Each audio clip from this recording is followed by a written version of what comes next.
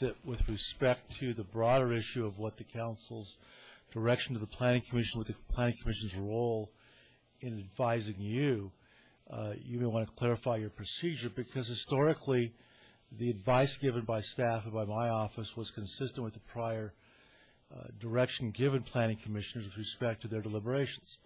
That's a broader policy decision that you can give direction to them, but it would require a different type of analysis by your commissioners, and historically has been the case.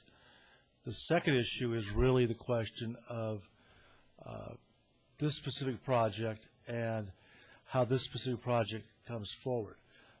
With regard to how it comes to you, regardless of what the Planning Commission does from a legal point of view, it is an advisory opinion to you and brought to you.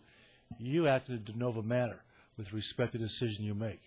With respect to the economic issues, it is fully before you, and in fact, as I recall, during the course of the evening, somebody did in fact raise those very issues as part of the discussion of the public hearing. So with respect to the legal process, when it came to you in a proper legal forum. You properly considered all those issues in terms of including the economic aspect. Whether or not you wanted your Planning Commission to consider the economic consequences of this project, to be honest with you, historically that's not been the direction that's been given to staff. And secondly, with respect to the materials before them that evening, I would guess, and I haven't even seen it, I would assume that there was really no discussion in terms of materials from staff discussing the economic implications of the project. So if Commission wanted to go that direction, they would have had to stop the entire process and go back and really ask for that data to expand the discussion. And so while that's certainly possible and certainly not legally impermissible, it would not have been consistent with what the prior direction was. And so I think that what this offers to you is really two things. One, in a very good forum, a chance to really discuss what the role of the Planning Commission is and decide how you want your Planning Commission to act so staff knows what material to give to them.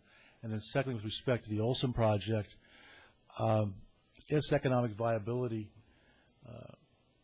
is at this point in time beyond this body's ability to deliberate, because the fact that you in fact entitled that project, they're now moving forward.